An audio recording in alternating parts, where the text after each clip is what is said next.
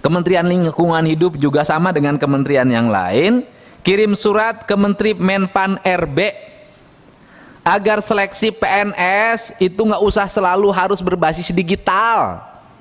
Saya kemarin ditugaskan ketua, mewakili ketua untuk melepas burung elang Jawa, walaupun elangnya sebenarnya adanya di Sukabumi sama di Bogor, jadi elang Sunda sebenarnya teteh. Tapi nggak apa-apa. Yang jelas kata orang Sunda itu bukan burung elang, itu namanya manuk dadali. Jadi orang Sunda punya nama. Dan ternyata yang ngurus setiap hari itu diantaranya pegawai THL ya istilahnya, pegawai honorer yang tiap hari manjat, pasang CCTV itu sampai bertelurnya bisa dilihat. Nah kalau mereka seleksi PNS lewat terus jaringan IT, yang lulus itu rata-rata yang baru lulus perguruan tinggi karena otaknya masih encer, belum berbarur dengan kebutuhan. Yang lama nggak lulus lagi. Bagaimana dibikin program prioritas? Jadi pegawai kementerian, pegawai pemerintah provinsi daerah yang memiliki prestasi pada pekerjaannya harus dikasih bonus dalam bentuk pengangkatan pegawai negeri sipil. Itu juga terjadi pada guru segala macam. Ini menurut saya harus segera dirembukan oleh pemerintah. Kalau enggak, nanti yang baru lagi nggak mau manjat pohon, pengennya buka laptop terus. Nah ini kan harus ada bagian-bagiannya. Kalau di daerah itu sopir truk, tukang angkut sampah yang mikul tiap hari, itu kalau disuruh seleksi pakai komputer nggak akan lulus. Orang kerjanya mikul kok. Nah ini sopir setum gitu, nggak bisa. Ini harus menjadi bahan pertimbangan kita. Kalau enggak nanti negara itu terbalik, bikin pemborosan. PNS diangkat terus, yang kerja nggak ada. Karena semua orang pengennya di depan laptop. Nanti bapak penindakan kalau semua bagian laptop yang berhadapan di lapangan. Ninak siapa? Itu kan harus yang berjiwa preman. Karena yang dihadapin preman lagi kalau ke perusakan lingkungan. Ini penting. Dalam kesempatan rapat kerja hari ini, Komisi 4 DPR RI juga ingin mendengarkan penjelasan dari Saudara Menteri mengenai isu aktual di bidang lingkungan hidup dan kehutanan, di antaranya pengelolaan sampah dan limbah, agar disampaikan penjelasan secara rinci mengenai strategi pengelolaan sampah yang berasal dari rumah tangga yang sudah sangat lama menjadi permasalahan besar di Indonesia, serta pengelolaan limbah medis B3 di masa pandemi, baik yang berasal dari pasienkes maupun tempat-tempat isolasi mandiri pasien OTG. Ya, untuk urusan plastik ada wacana, gagasan. Sebaiknya perusahaan-perusahaan yang terutama perusahaan makanan yang membungkus makanannya dengan plastik, botol plastik dan berbagai ragam lainnya yang menghasilkan timbunan plastik di masyarakat, itu pajaknya ditingkatkan dan uang pajaknya digunakan untuk mendorong pengelolaan limbah di setiap desa, di setiap daerah.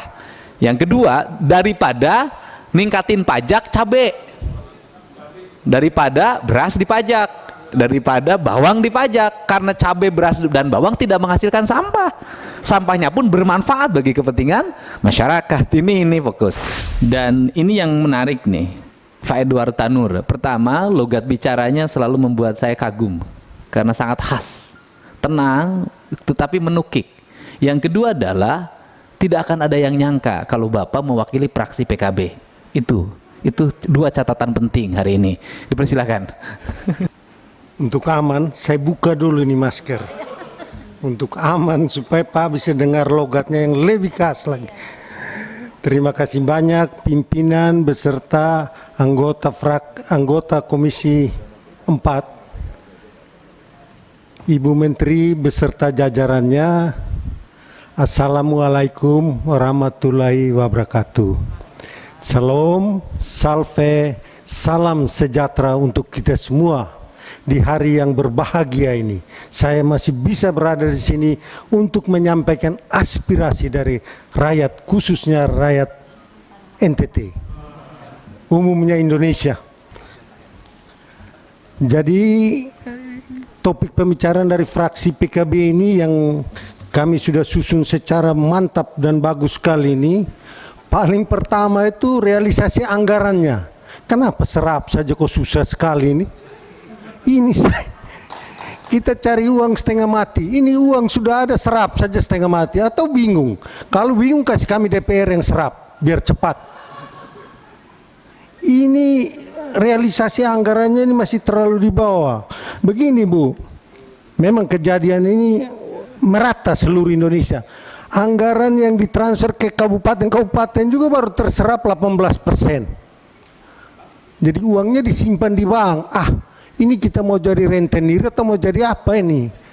Rakyat ini kan lagi susah. Pak Presiden, Menteri Keuangan kucurkan sebanyak mungkin uang itu supaya bisa berputar di dalam masyarakat.